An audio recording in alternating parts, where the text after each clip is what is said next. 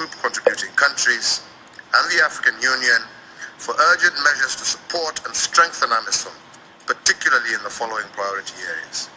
First, the upsurge of AMISOM by another additional 4,000 troops to liberate areas still under the control of terrorists.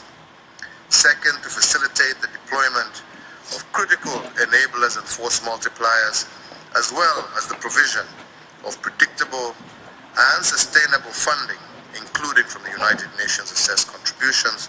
And to that end, I thank you, Mr. Secretary General, for your comments on this particular matter.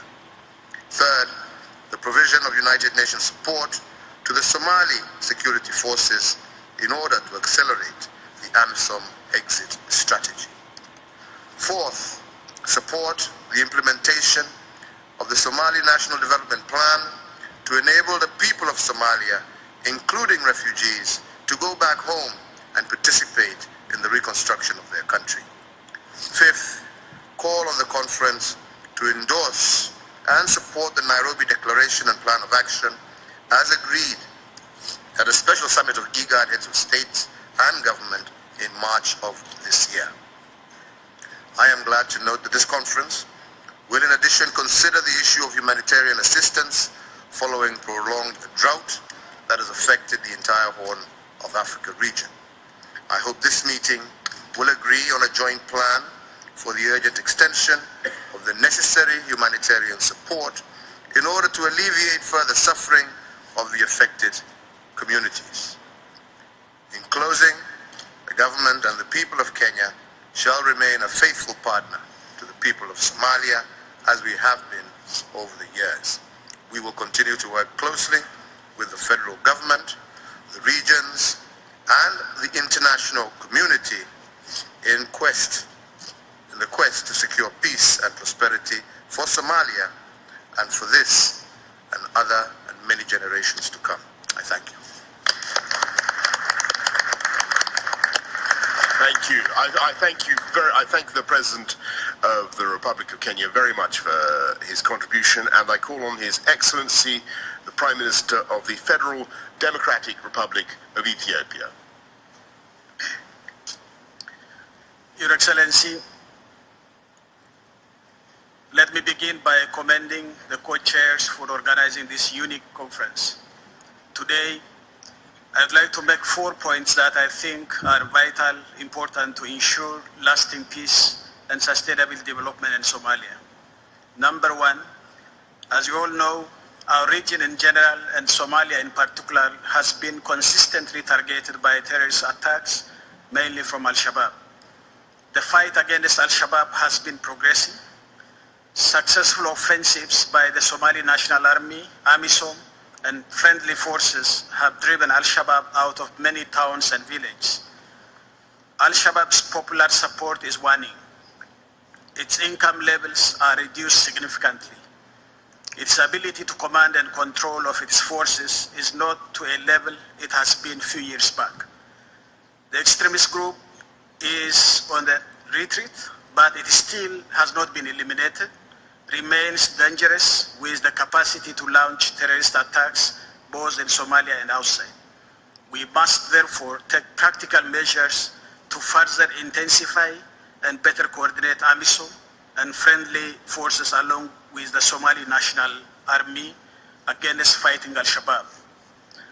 At this moment, our contingent in AMISOM in Hiran region is fiercely fighting with Al-Shabaab in Halgen, just at this moment. So you can see how much the AMISOM force is working very hard to eliminate this menace. We also need to develop a well-functional Somali National Army that can effectively deal with Al-Shabaab and progressively take over from AMISOM.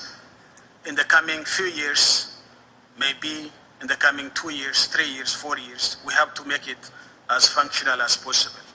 The international community should continue giving political, financial, and logistical support to AMISOM and Somalia's national security architecture to help stabilize Somalia. We in the region would continue to shed our blood, pay immense sacrifice, and do whatever is just and necessary to restore the long-sought after peace and tranquility in Somalia and across the region. There is no greater contribution, no greater solidarity than this. We further need to recognize the partial lifting of UN arms embargo on Somalia as an important step forward towards creating the necessary conditions for further lifting of the embargo, as the President of Somalia has just expressed. Number two, I would like to commend the federal government of Somalia and the federal member states for the recent landmark agreement reached between them towards a genuine, inclusive political consultation in an attempt to form a stable, peaceful and democratic political process in the country. This agreement, I hope, would pave the way for the integration of federal and regional forces into a coherent national security architecture capable of gradually taking on lead responsibility for providing security with a view to defeating Al-Shabaab and rebuilding the country. An inclusive process adhering to and abiding by the country's constitutional division of power is critically important. Number three, I want to draw your attention to the fact that the entire IGAD region has been affected by the current drought and migration situations with serious political and security implications. The number of refugees from conflict and drought-affected countries in the region crossing into neighboring countries will continue to rise unless an intensified response mechanism has been put in place. The outbreak of the cholera epidemic in Somalia with spillover effects is a cause for concern as well. In this regard, the situation in Somalia calls even for more close follow-up and intervention. Number four, equally supporting Somalia's economic recovery that offers Somalis livelihood and jobs for this enterprising community and generates domestic revenue will be essential to Somalia's enduring stability and sustainable development. The government in Somalia, federal and state alike, has to demonstrate to its people that it is delivering. They should be at the front seat steering this process. In conclusion, I would like to remind the conference that Somalia will continue to need substantial support from the regional and international community. Let us empower the federal government of Somalia to be at the center of all these endeavors. Let us speak with one voice, with new partnership spirit. Let us be laser beam focused, follow one channel of intervention for regional and international collaborative action. This, I believe, is the only viable option. Otherwise, we can be sure that the progress will be so sluggish. I thank you.